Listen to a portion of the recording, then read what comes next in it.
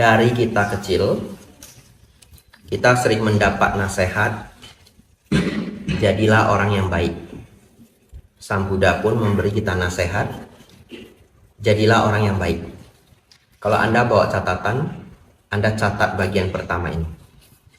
Boleh catat dengan singkat sesuai versi Anda. Apa sih artinya orang baik? Ya. Baik itu adalah bermanfaat bagi diri sendiri, bermanfaat bagi orang lain.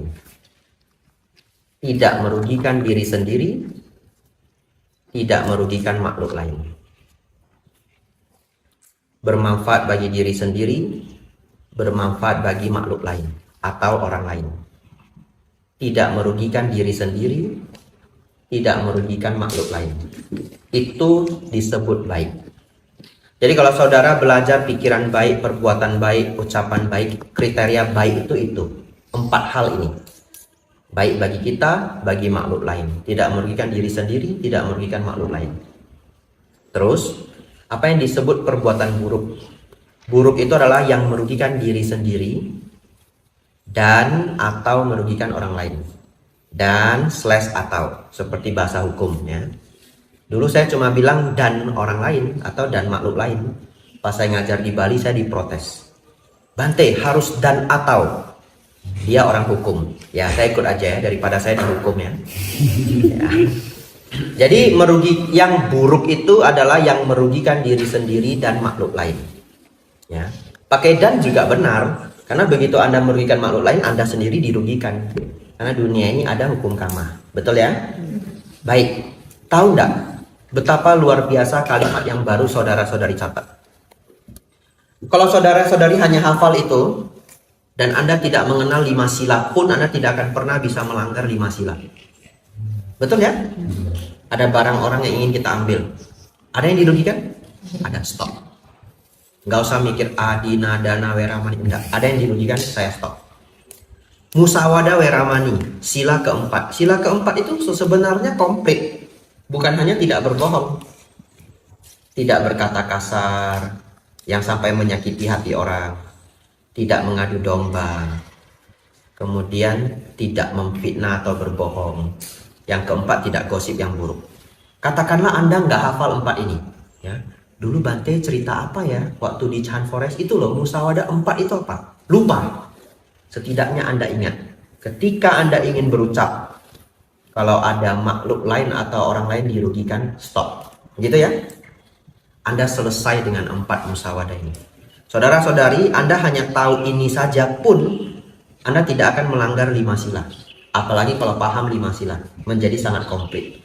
Oleh karena itu, jangan terjebak bahwa baik itu kan tergantung tempat. Baik di sini belum tentu baik di sana. Ngerti maksudnya ya? Tidak, secara dharma, baik itu universal. Disebut baik karena saudara-saudari melakukan perbuatan, ucapan, pikiran yang membawa manfaat bagi diri sendiri dan makhluk lain. Tidak merugikan diri sendiri dan makhluk lain. Itu landasan pertama. Next. Hari kita belajar benar-benar sangat banyak poin. Nomor 2. Menjadi bijaksana adalah orang yang paham hukum kama wipaka. Kalau Anda paham hukum kama wipaka, sangatlah dahsyat. Apa sebenarnya hukum kama wipaka? Nah, ini kita hafal ya. Sebenarnya Sang Buddha memberi definisi hukum kama wipaka itu adalah perbuatan baik berbuah kebahagiaan. Perbuatan buruk, perbuatan jahat berbuah penderitaan. Itu definisi hukum kama. Perbuatan baik berbuah kebahagiaan. Perbuatan jahat berbuah penderitaan. Hanya karena efeknya tidak langsung muncul, itulah yang tidak bisa dilihat oleh mereka yang bodoh. Kata bodoh ini digunakan Sang Buddha untuk orang yang tidak bijaksana. Kedengarannya kasar, tapi beliau di dalam sutta selalu menggunakan kata orang bodoh. Ya. Hari ini dia mencuri. Dia baru kerja di satu kantor, perusahaan dia baru masuk 2-3 bulan, dia melihat, banyak sekali kesempatan yang bisa saya ambil barangnya. Ya, kertas HVS nggak pernah dihitung di sini, ya, pen nggak pernah dihitung, kopi saset juga nggak pernah dihitung. Lalu dia mulai ngambil cicil-cicil, mau buka toko kelontong dia. Lama-lama dia belajar lebih lagi.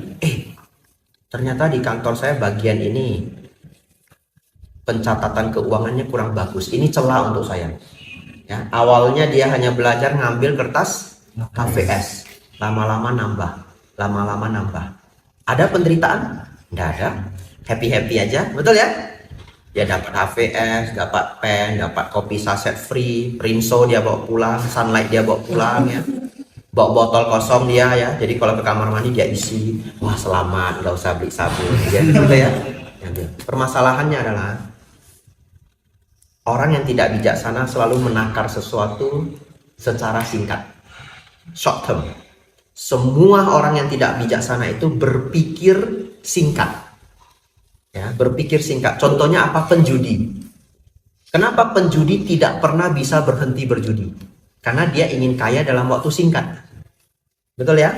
Padahal kalau Anda ingin berjuang ngembangin satu bisnis, ini anak Prasmul banyak sekali yang ngambil bisnis. It takes time. Betul ya? Ngembangin satu bisnis itu bisa 2 tahun, bisa 3 tahun, bisa 5 tahun, bisa 10 tahun. Emang kenapa kalau 10 tahun? Saat ini Anda berumur 20 tahun. Anda bekerja keras 10 tahun. Di umur 30 Anda financial freedom. Nggak usah mikirin uang lagi. Worth it nggak?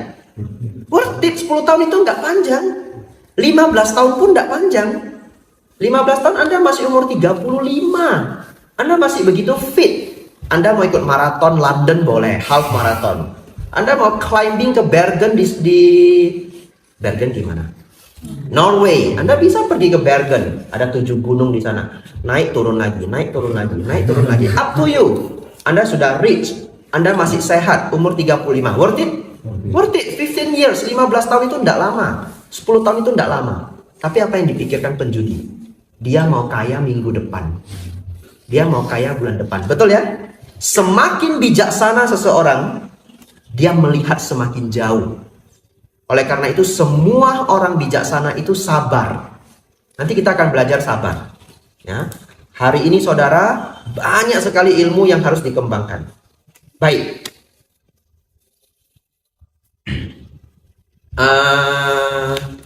Kita cerita hukum karma tadi. Sampai di mana kepotong? Kama Wipaka, betul. Ya. Baik. Sampai ke pencuri HVS. Kan belum selesai hidupnya ya. Lama-lama dia berpikir orang tidak tahu. Tapi kejahatan itu kalau dilakukan berulang-ulang itu kecium. Ya. Kecium itu nggak ada bukti, betul ya? Tapi kecium. Satu ketika ngobrol, HVS kok cepat sekali habis ya? Seminggu pakai berapa? Nah, saya nggak pakai. Pakai berapa? Saya pakai yang kantor sebelah. Dan di sini saya nggak pernah pakai. Setelah semuanya berembuk, nggak ada yang pakai. Tapi habis berselot-selot. Ketahuan? Ketahuan. Ada bukti? Tidak ada bukti. Tapi semua dari kita yang di sini itu takut sama dia, betul? Betul ya? One day, 3-4 tahun kemudian, ini jadi supervisor di Aceh, jadi supervisor di Makassar, jadi manajer di Jakarta. Keingat dia, ada yang mau rekrut? Nggak ada. Anda punya bukti nggak dia curi HVS? Dia curi kopi dan sebagainya. Anda tidak punya bukti, tapi kecium. Kecium saja, dia sudah rugi. Walaupun dia ruginya 5 tahun yang akan datang, betul? Itu hukum Kama Wipaka. Saat ini dia menikmati hasil curian. Ruginya kapan? 5 tahun yang akan datang. Ruginya besar sekali. Betul ya? Harusnya dia punya potensi jadi manajer. Ini anak cerdas banget. Nggak ada yang mau rekrut. Nggak ada yang mau kerjasama. Sehalus itulah hukum Kama. Nggak bisa diceritain sama orang yang tidak mau berpikir. Betul ya? Nggak mungkin. Nggak mungkin. Begitu ya? Baik. Orang yang paham hukum Kama Wipaka, berpikir long term, hidup Anda akan sangat bahagia. Walaupun Anda harus belajar sabar. Kita masuk ke poin ketiga, tapi saya ingin bahas dulu. Hukum Kama Wipaka artinya memahami bahwa berbuat kebaikan berbuah kebahagiaan. Berbuat keburukan, kejahatan berbuah penderitaan. If you give happiness, then happiness will return to you. Begitu ya? If you give happiness, then happiness will return to you. Kalau hasilnya tidak datang hari ini, Anda bersabar. Ya. Baik, kita lanjut. Poin selanjutnya kita cerita kisah kucing. Ini adalah kisah Zen Buddhism di Jepang. Kalau kita cerita kisah Zen, maka tidak perlu ditanya kisah ini beneran atau enggak. Karena kisah Zen itu kadang-kadang fiksi, hanya dibuat belaka, tapi untuk mengajarkan kebijaksanaan. Tapi saya senang banget kisah Zen. Kenapa saya senang? Karena guru-guru di dalam Zen Buddhism begitu jujur. Dia ngomong ke muridnya bahwa cerita ini tidak benar. Ngerti maksudnya ya? Jadi saya senang sekali mereka membuat cerita fiksi, tapi mereka ngasih tahu kalau ini fiksi. Itulah style dari Zen Buddhism. Satu ketika, ada seorang guru kepala wihara, sudah sepuh, sudah berumur, dan beliau senang bermeditasi. Kalau saudara-saudari datang ke wihara, ini adalah keadaan wihara ketika ada program. Program berapa hari? 3. Selesai program Anda pulang, wihara itu selalu sepi. Ya, jadi Anda tidak pernah merasakan sebenarnya suasana wihara untuk kami para biku itu sepi banget. Kalau Anda datang ke wihara pun hanya minggu, betul? Di atas jam 1 sudah pulang. Yang kami rasakan Senin sampai Jumat, sepi, tidak ada orang. Ya. Lalu, guru ini senang sekali bermeditasi. Tapi setiap kali dia bermeditasi, dia diganggu oleh seekor kucing. Ya. Karena beliau penuh meta, kucing ini lalu mengganggu, beliau juga tidak marah, tapi meditasinya terganggu. Apa yang beliau lakukan? Beliau kepikiran, setiap kali meditasi, beliau tangkap dulu kucingnya, beliau ikat di tiang. Nanti selesai meditasi dilepas. Dan itu menjadi rutinitas. Jadi setiap kali beliau mau meditasi, beliau panggil muridnya. Tangkap dulu kucing. Wah, muridnya cari kucingnya di mana enggak tahu. Kalau nggak dicari nanti pas meditasi kucingnya datang. Cari. Setelah dapat diikat di tiang. Nah, kita meditasi. Berjalan seperti itu untuk waktu yang lama. Setahun berlalu, 2, 3, 5 tahun berlalu, 7 tahun berlalu, 10 tahun berlalu. Gurunya sudah tua, meninggal. Kucing juga ikut tua, betul ya? Meninggal. Setelah guru dan kucing tersebut meninggal, kegiatan meditasi di wihara tetap jalan. Kalau sudah jadwalnya ya murid-murid berkumpul untuk meditasi. Tapi tiba-tiba ketika mereka bermeditasi, ada seniornya berpikir, ada yang kurang. Belum nangkap kucing. Betul ya? Karena sudah dilakukan 10 tahun. Mereka juga nggak pernah paham. Apalagi murid-murid baru itu nggak paham. Pokoknya guru mengatakan apa? Sebelum meditasi harus tangkap kucing. Itu adalah perintah, betul ya? Itu adalah perintah. Sebelum meditasi harus nangkap kucing. Jadi ada yang kurang. Ini tradisi sang guru. Kita tidak boleh tidak melakukan apa yang sudah dipesan oleh sang guru. Akhirnya bagaimana? Di wihara sudah nggak ada kucing. Pergi ke pasar nangkap kucing yang di pasar itu. Ya, diikat di tiang. Ya, itu adalah kisah kucing. Pertanyaan saya, bijaksanakah demikian? Bijaksana. Tapi tahukah Anda, mungkin Anda pun melakukan beberapa hal seperti halnya kucing itu. Nah, banyak sekali ritual yang kita lakukan, saudara-saudari juga nggak pernah nanya toh. Ini manfaatnya apa? Ini tujuannya apa? Gitu. Ya, kadang-kadang kita juga jadi penangkap kucing itu tanpa disadari. Ya. Oleh karena itu, tapi saya tidak bahas apa saja, nanti menjadi terlalu luas. Tapi saudara-saudari harus pintar sendiri. Ya. Misalkan, ada pertanyaan apa? Itu terserah masing-masing. Ada orang alergi sapi yang tidak makan sapi, alergi ayam yang tidak makan ayam. Ya, tapi banyak yang Anda renungkan sendiri. Apa yang Anda lakukan dilarang oleh keluarga, dilarang oleh keluarga besar, tapi Anda juga nggak pernah nanya kenapa. Dan Anda sebenarnya boleh untuk bertanya, ini kenapa ya? Ini tujuannya apa? Secara dharma, kalau tujuannya baik, kita lakukan. Tapi kalau tujuannya tidak baik, kita bisa ubah. Contoh, di satu daerah, saya diceritain oleh Bante Panya, saya nggak pernah ke daerah itu. Kalau ada orang yang meninggal, dikuburnya harus dengan ayam hidup. Kuburnya bareng sama ayam hidup. Secara dharma itu baik atau tidak baik? Tidak baik. Tapi mereka tidak berani tidak melakukan. Takut kualat. Karena sudah dilakukan bergenerasi-generasi. Biarpun Buddhis, ya sudah.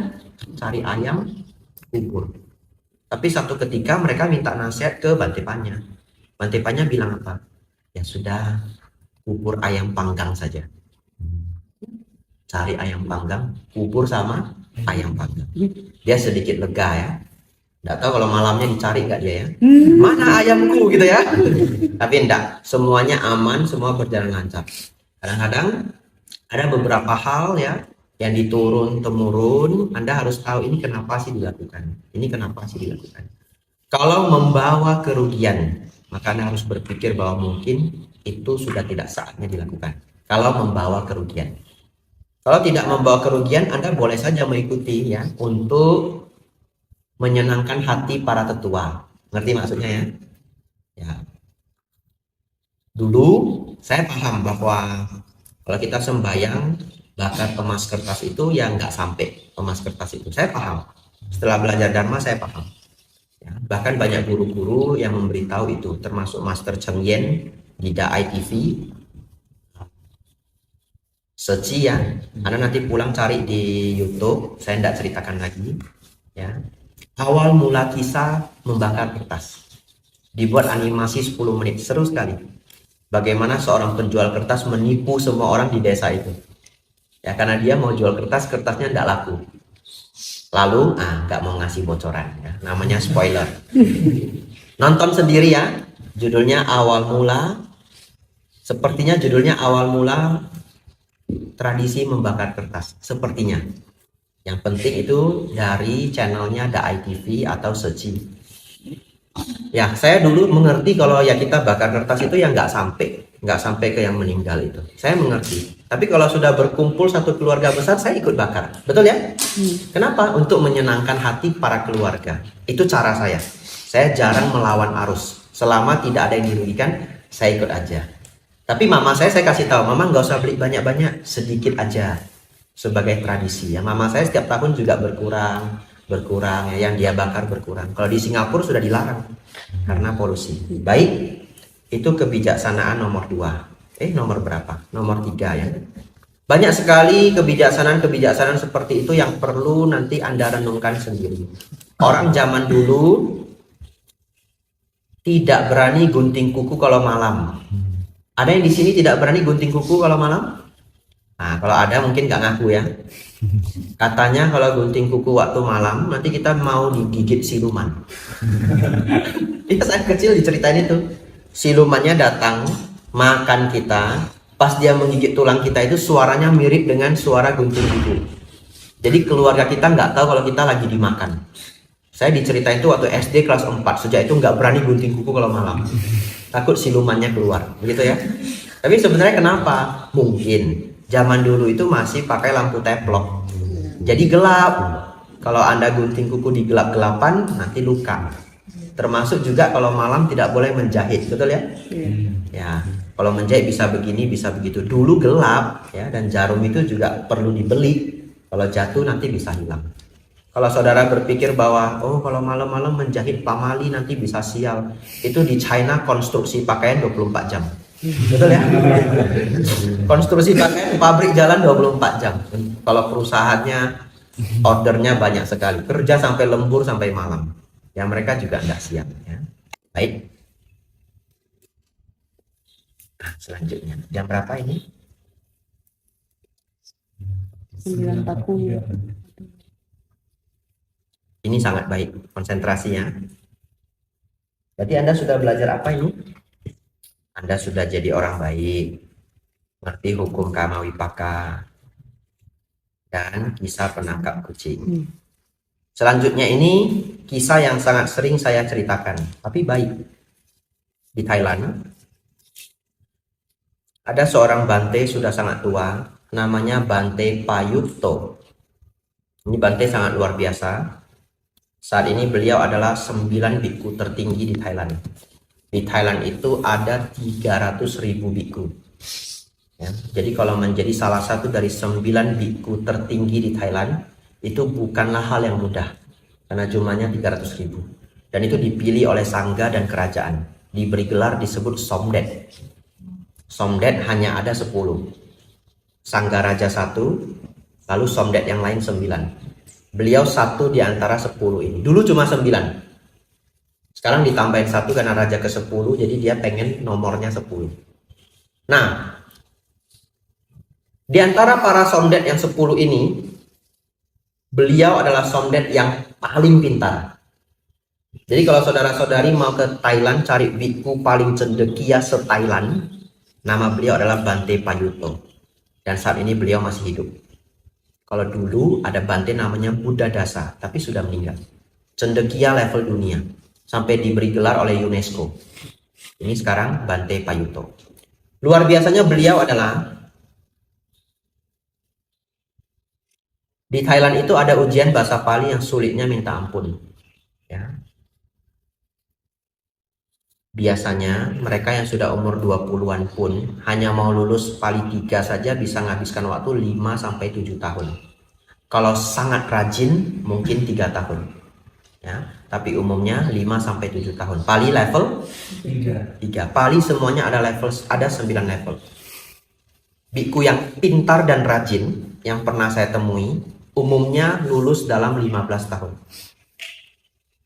Ini yang pintar dan rajin umumnya sekitar 15 tahun. Tapi yang extraordinary, super jenius, super rajin, ada yang 9 tahun pas. 1 tahun 1 level. Dan Bante Payutto ini sekarang umur 80. Beliau mencapai Pali 9, konsennya, Pali 9 sebelum umur 19 tahun.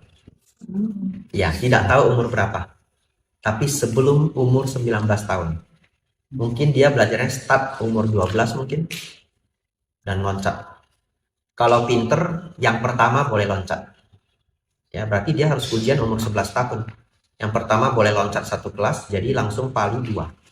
Totalnya 8 tahun. Setiap tahun harus lulus. 11 tambah 8, 19. Berarti kalau dia tidak umur 11 tahun mulai ujian, adalah umur 10 tahun. Lebih muda lagi mungkin umur 9 tahun. Lalu selesai Pali 9 itu, umur 20 tahun beliau ditabis langsung disponsori oleh raja. Lalu penabisannya di Grand Palace. Kalau yang pernah jalan-jalan ke Thailand tahu Grand Palace, Wat Prakeau ya. Nah, lalu beliau selesai dari itu, beliau ambil studi akademik dan beliau mencapai level S3 di umur 25 tahun atau 24 tahun. Tapi beliau sudah kuliah sejak umur, sambil belajar Pali beliau sudah kuliah. Saya nggak ngerti lagi beliau itu serajin apa dan otaknya terbuat dari apa.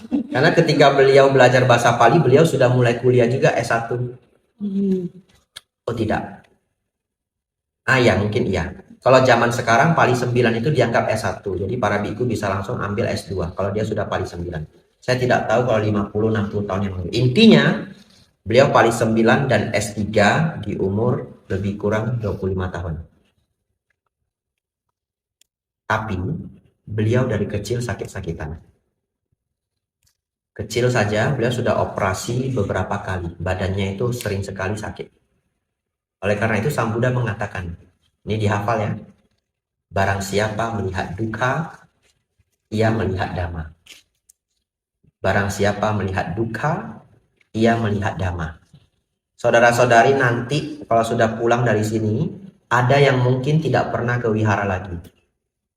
Tapi tiba-tiba satu ketika Anda punya problem. Ingatnya siapa? Wihara. Betul ya? Ada orang yang tidak pernah ke wihara. Kemudian terkena masalah sangat besar. Datang ke wihara. Kenapa? Ya tidak mengherankan. Karena barang siapa melihat duka, dia melihat dhamma. Bahkan saya pernah didatangi seniman level internasional. Karena saya kan tinggalnya di Jogja, Magelang. Malam-malam datang seorang seniman, dia cerita, ya, Pak, saya seniman, lukisan saya sampai ke luar negeri. Bahkan setelah dia pulang, saya cek di Google, dia adalah seniman Indonesia yang mendapatkan International Award. Sayangnya saya lupa namanya, ya. Tapi karena ini direkam ya, saya nggak sebut namanya juga baik. Tapi saya beneran lupa namanya. Jam 8 malam datang ke Biara Mandut. Ceritanya apa? Mau bunuh diri. Sudah pergi ke gereja mencari, dia Kristen ya, ke gereja, kemana-mana tempat ibadah. Tapi rasanya bagi dia belum menemukan solusi. Terus dia coba-coba datang ke wihara.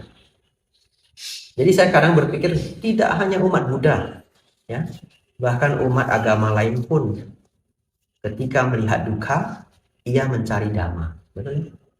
Ia mencari dhamma. Datang ke wihara.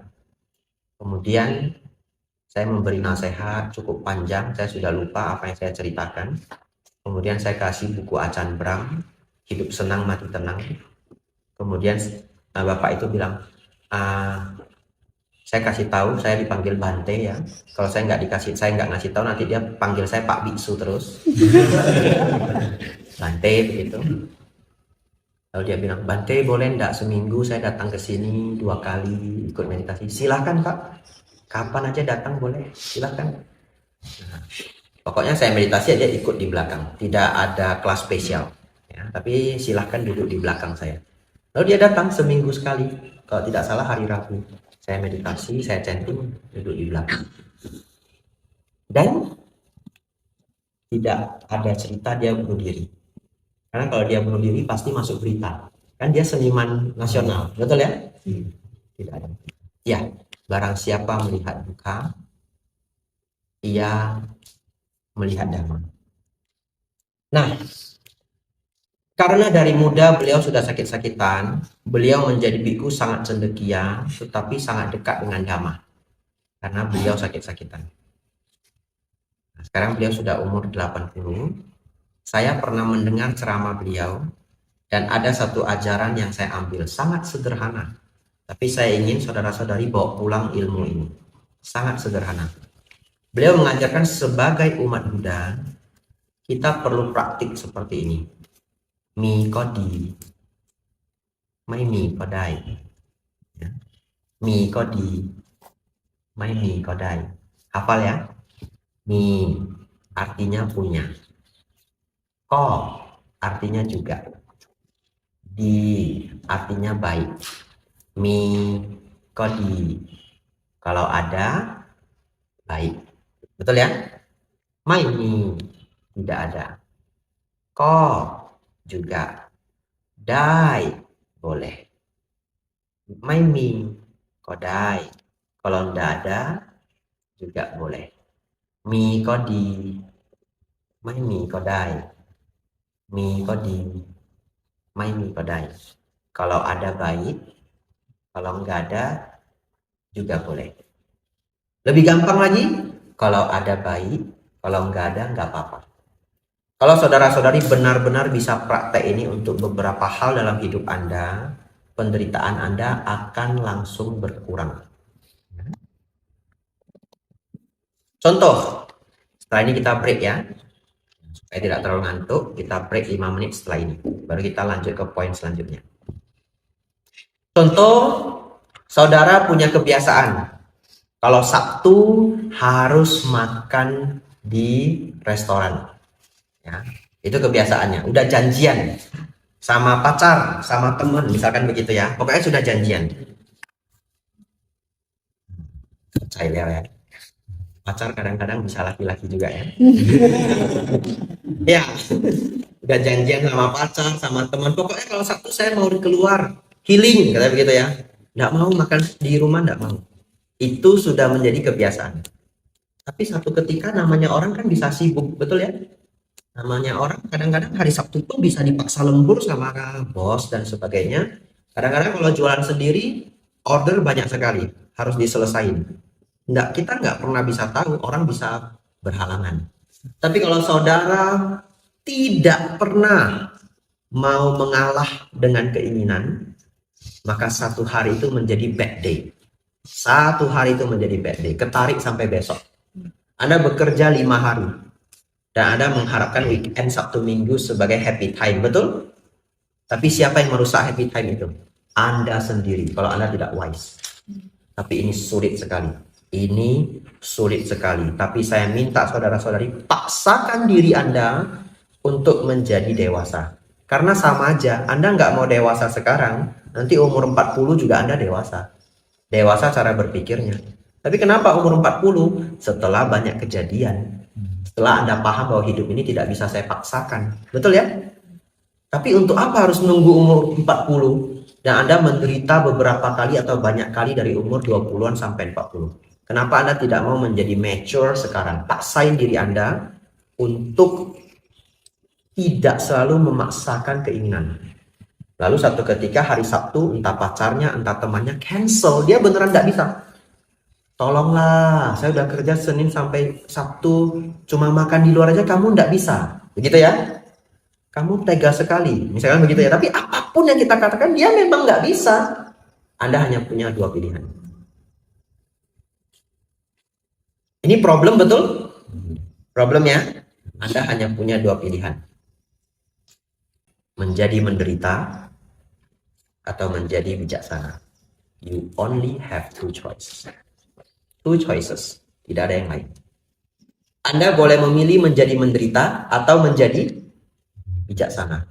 Kalau Anda memilih menjadi menderita, silahkan Anda marah. Anda punya bad Saturday, Sabtu yang buruk. Besoknya masih bad, Anda punya bad Sunday. Lebih buruknya Seninnya masih kesal, Anda punya bad Monday. Ada orang yang marah seminggu, you have the bad whole week. Ya. Ada orang tidak bijaksana sekali. Sedikit diganggu, cancelnya hari Sabtu, marah 2 bulan. Betul? Real, walaupun contoh saya fiksi, tapi di luar sana ada orang yang begitu. Kalau marahnya lama banget, 2 bulan. Betul ya? Kalau keseringan bagaimana? Hah? Gak ada temen. Atau kalau keseringan apa? Putus. Siapa yang tahan? Betul ya? Ya, kalau masih awal-awal, masih semangat ya, gosok dada. Keseringan, bubar. Siapa yang merugikan diri sendiri? Diri sendiri. Yang tidak wise itu. Marah itu wajar.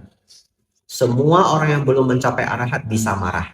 Begitu ya? Nanti kita masuk ke kemarahan. Sangat menarik. Tapi hari ini saya ingin saudara-saudari mulailah masukkan mindset ini. Mikodi, my mikodai. Mikodi, my mikodai. Sabtu nggak bisa, kita paksain. Kita juga jangan pasrah. Beneran kamu nggak bisa. Yakin, jangan gitulah. Sabtu ini berharga. Nggak harus pacar ya. Teman juga boleh ya. Nah, kamu kok gitu? Sorry ya, saya beneran nggak bisa. Just be wise. Be wise. Oke, keluarnya besok aja. Traktir saya yang enak ya.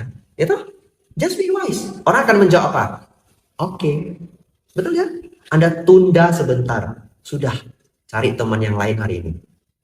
Jangan pacar yang lain ya. Teman yang lain gitu. Hang out sama teman yang lain dulu. Besok Anda minta apa aja dibeliin. Betul? Ya, sabar sedikit. Besok dia juga sibuk. No problem. Oke, minggu depannya kamu usahakan ya, bawa saya ke rumah makan ini ya, rumah makan favorit. Dibawa? Dibawa. Win-win solution. Minggu depan Anda akan disayang, Anda akan dibaiki. Betul ya? Dan Anda akan dilihat sebagai orang yang sangat berkualitas. Anda pasti dipuji-puji dalam hatinya. Betul ya? Ini teman saya wise banget. Dan Anda akan dibangga-banggain. Kalau case-nya pacar, satu ketika dia ngumpul-ngumpul, curhat, pacar saya begini. Apa yang akan dia katakan? Pacar saya nggak begitu. Dia bijaksana sekali. Beneran? Iya. Saya kalau sibuk ya saya kasih tahu sibuk, tapi kasih proof saya beneran sibuk. Dia nggak marah. Dia paling neken-neken saya sebentar, saya memang nggak bisa. Dia nggak apa-apa. Kok bisa? Ya dia dengar ceramah Bante Abijato, misalkan ya. Harus ada iklan sedikit ya. Kan itu branding ya. Siapa yang branding angkat tangan? Nah ini ya. Nah, kadang-kadang harus branding sedikit ya. Ya, you only have two choice, be suffer or be wise. Pilihan ada di tangan Anda. Saya pilih be wise. Cukup sulit di awal, lama-lama terbiasa. Ya, cukup sulit di awal, lama-lama terbiasa. Ada pertanyaan? Tidak ada, kita break 5 menit.